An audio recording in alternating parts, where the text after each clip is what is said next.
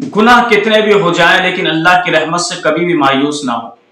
حتیٰ کہ گناہ کرتے کرتے آپ بوڑھے ہو چکے ہوں، آپ کی ہڈیوں کے اندر گودا نہ رہے، آپ کا جسم کمزور ہو جائے اور آپ یہ سوچیں کہ میں نے اتنے گناہ کیے ہیں، میرے گناہ بخشے نہیں جائیں گے، نہیں، بلکہ اللہ رب ذوالجلال کی بارگاہ میں اگر آپ آخری وقت کے اندر بھی توبہ کریں گے تو اللہ رب ذوالجلال آپ کی توبہ کو قبول فرمائے گا۔ حدیث پاک کے اندر ہے، حضور صلی اللہ علیہ وسلم نے فرمایا، حضرت آدم کی پیدائش سے 4000 سال پہلے اللہ نے اپنے عرش پر لکھ دیا تھا کہ اگر کوئی ایمان والا عبادت گزار خواہ کتنے بھی گناہ لے کر میری بارگاہ میں آئے اور مجھ سے توبہ کرے تو میں اس کی توبہ کو قبول فرما لوں گا۔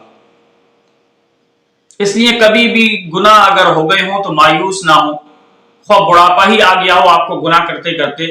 تو آپ اب بھی اللہ کی بارگاہ میں آ جائیں۔ اگر اس وقت کے اندر بھی آپ اللہ کی بارگاہ میں توبہ کریں گے تو اللہ رب ذوالجلال آپ کی توبہ کو قبول فرمائے گا۔ حتیٰ کہ حدیث کے اندر آتا ہے آخری وقت کے اندر بھی اگر کوئی شخص اللہ کی بارگاہ میں توبہ کرتا ہے تو اللہ رب ذوالجلال اس کی توبہ کو قبول فرماتا ہے۔ ہمارے نبی جو ہم سے بہت زیادہ پیار کرتے تھے اور کرتے ہیں اور کرتے رہیں گے، اپنی امت کے بارے میں بڑے فکر مند تھے۔ تو حضرت جبرائیل امین حضور صلی اللہ علیہ وسلم کی بارگاہ میں حاضر ہوئے اور کہا کہ یا رسول اللہ، آپ کو اللہ سلام کہتا ہے اور فرماتا ہے آپ اپنی امت کے بارے میں فکر مند ہو، تو فکر نہ کرو، آپ کا کوئی بھی امتی اگر مرنے سے 1 سال قبل بھی اپنے گناہوں سے توبہ کر لے گا تو میں رب کریم اس کے سارے گناہوں کو معاف فرما دوں گا۔ حضور نے فرمایا اے جبرائیل، یہ تو بہت لمبا عرصہ ہے، کچھ تخفیف کرواؤ۔ تو حضرت جبرائیل دوبارہ گئے، پھر سوال لے کر آئے، سوال کا جواب لے کر آئے، پھر حضور علیہ السلام کی بارگاہ میں کہا کہ یا رسول اللہ، اللہ آپ کو سلام کہتا ہے اور فرماتا ہے کہ اگر آپ کا امتی مرنے سے 1 مہینہ قبل توبہ کر لے گا تو میں اس کی توبہ کو قبول کر لوں گا۔ حضور نے فرمایا اے جبرائیل، یہ بھی تاخیر ہے، کچھ جلدی کراؤ۔ حضرت جبرائیل دوبارہ گئے، دوبارہ سوال کا جواب لے کر آئے۔ حضرت جبرائیل نے عرض کی یا رسول اللہ، اللہ آپ کو سلام کہتا ہے اور فرماتا ہے کہ آپ کا امتی اگر 1 گھنٹے قبل بھی مرنے سے قبل 1 گھنٹہ وہ توبہ کرے گا تو میں اس کی توبہ کو قبول کر لوں گا۔ حضور نے فرمایا اے جبرائیل، یہ بھی تاخیر ہے، کچھ جلدی کراؤ۔ تو حضرت جبرائیل دوبارہ گئے، پھر سوال کا جواب لے کر آئے اور کہا یا رسول اللہ، اللہ آپ کو سلام کہتا ہے اور فرماتا ہے محمد آپ پریشان نہ ہو، آپ کے امتی کا سانس اگر حلق میں اٹکا ہوا ہو اس وقت بھی اگر وہ توبہ کرے گا تو میں رب رحیم اس کی توبہ کو اس وقت بھی قبول فرما لوں گا۔ دیکھیں ہمارا رب تو ہم سے اتنا رحیم ہے کہ آخری سانسیں چل رہی ہوں اس وقت بھی اگر ہم توبہ کریں گے تو ہمارا رب ہماری توبہ کو قبول فرما لے گا۔ حضرت عمر فاروق رضی اللہ تعالیٰ عنہ فرماتے ہیں کہ میں ایک مرتبہ حضور صلی اللہ علیہ وسلم کے ساتھ ایک انصاری کی عیادت کرنے کے لیے گیا، تو حضور علیہ السلام نے اس انصاری سے کہا کہ اے نوجوان، اللہ کی بارگاہ میں توبہ کر لو، اب تمہارا آخری وقت ہے۔ تو اس نے آنکھیں آسمان کی طرف اٹھائیں تو حضور علیہ السلام مسکرائے۔ میں نے کہا یا رسول اللہ آپ کیوں مسکرائے ہیں؟ تو حضور نے فرمایا اے عمر،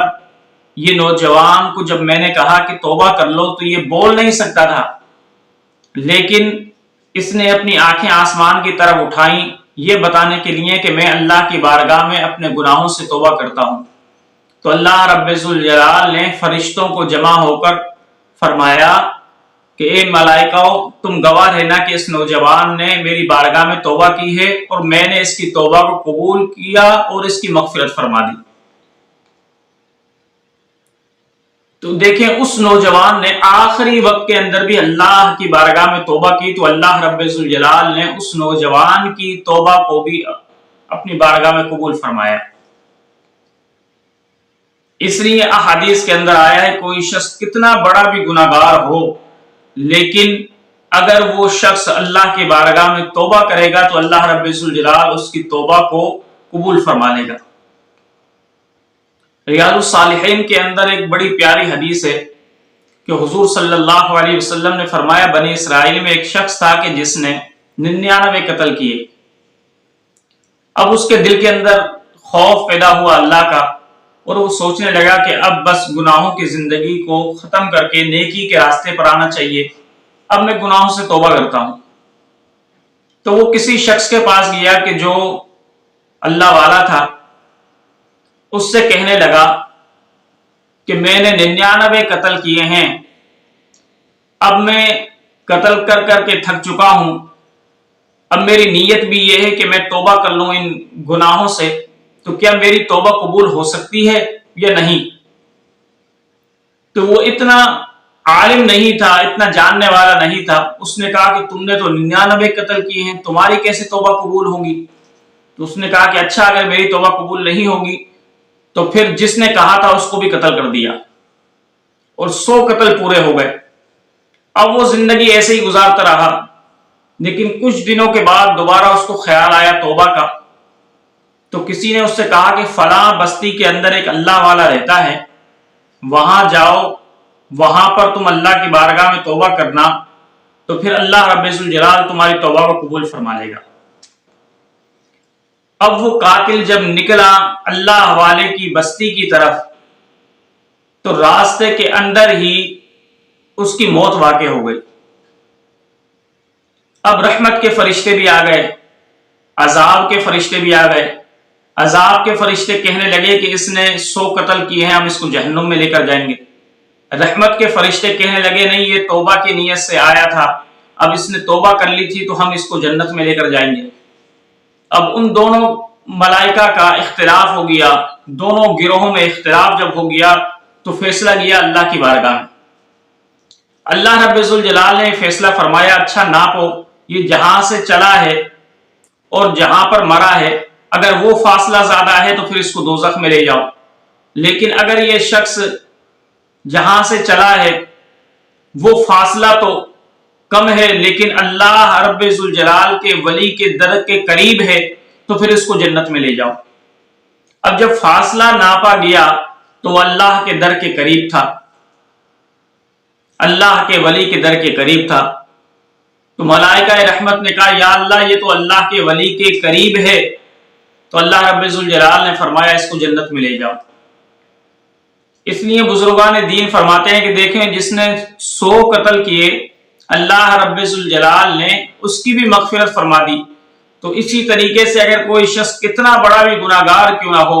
اور وہ ہو حضور کا امتی، تو پھر اگر وہ اللہ کی بارگاہ میں آئے گا تو اللہ رب الجلال اس کی توبہ کو قبول کیوں نہ فرمائے گا۔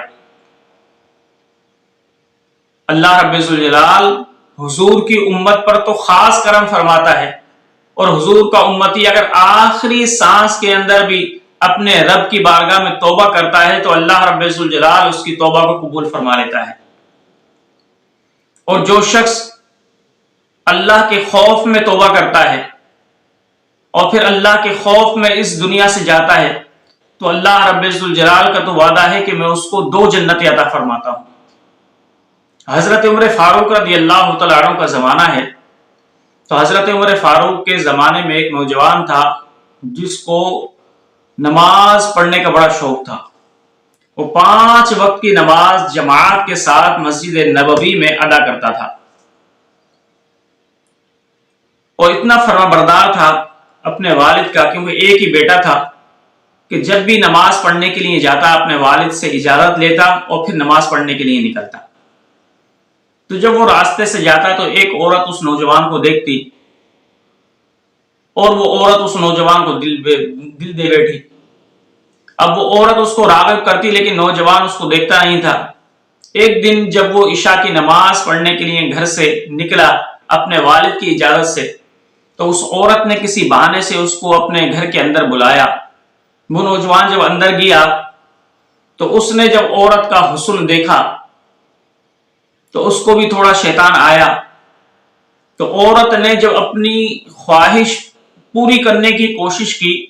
تو فوراً ہی اس کو اللہ کے مقدس کلام کی یہ آیت یاد آئی نوجوان کو کہ ان الذین اتقوا اذا مسهم طائف من الشیطان تذکروا فاذا هم مبصرون، کہ جب شیطان بھولے سے اس پر مسلط ہو جاتا ہے لیکن فوراً ہی جب اس کو اللہ کا خوف آتا ہے، اللہ کی یاد آتی ہے، تو فوراً اس کی آنکھیں کھل جاتی ہیں اور وہ شیطانی عمل کو چھوڑ دیتا ہے۔ تو وہ نوجوان اسی وقت اللہ کے خوف میں بے ہوش ہو گیا۔ اب اس عورت نے سمجھا کہ کہیں یہ مر نہ جائے، اس نے اپنی نوکرانی کو بلایا اور خود نے اور اس نوکرانی نے اٹھا کر اس کو گلی کے اندر پھینک دیا۔ اب والد گھر کے اندر انتظار کر رہا ہے کہ میرا بیٹا نہیں آیا۔ جب کافی دیر ہو گئی تو والد چراغ لے کر 2-3 لوگوں کو ساتھ لے کر نکلا تاکہ میں دیکھوں تو صحیح کہ میرا بیٹا ہے کہاں۔ تو جب چلتے چلتے اس مقام پر پہنچا کہ جہاں پر وہ بیٹا پڑا ہوا تھا تو پاؤں کی ٹھوکر لگی، تو والد نے جب نیچے دیکھا تو دیکھا کہ میرا ہی بیٹا ہے کہ جو بے ہوش پڑا ہے۔ والد نے چراغ دیا دوسرے آدمی کو، خود اپنے بیٹے کو اٹھایا، گھر پہ لے کر آئے۔ کافی دیر کے بعد جب ہوش میں آیا وہ بیٹا تو والد نے پوچھا، یہ بیٹے بتا تو صحیح کیا وجہ ہے کہ تم گلی کے اندر بے ہوش پڑے تھے؟ تو بیٹا سب اپنے حالات بتانے لگا۔ جب دوبارہ اس بات پر پہنچا تو اس کو اللہ کا خوف آیا اور اللہ کے خوف کے اندر ہی اس کی جان نکل گئی۔ حضرت عمر فاروق کا دور ہے۔ اب نوجوان کے والد نے کہا کہ حضرت عمر فاروق سارا دن لوگوں کے مسائل کو حل کرتے ہیں، فیصلے کرتے ہیں، تو ان کو پریشان نہیں کرنا چاہیے۔ گھر والوں نے ہی اس کو غسل دیا، کفن پہنایا، قریب کے اعزاء و اقرباء نے ہی جنازہ پڑھ کر اس کی تدفین کر دی۔ حضرت عمر فاروق نے جب دیکھا کہ کچھ دن ہو گئے وہ نوجوان جو روز نماز پڑھنے کے لیے آتا ہے وہ آیا نہیں، تو حضرت عمر فاروق نے کسی سے کہا کہ پوچھو تو صحیح ذرا وہ نوجوان کہیں بیمار ہے یا کہیں کام پر گیا ہوا ہے، بہت دن ہو گئے کہ وہ نماز پڑھنے نہیں آ رہا۔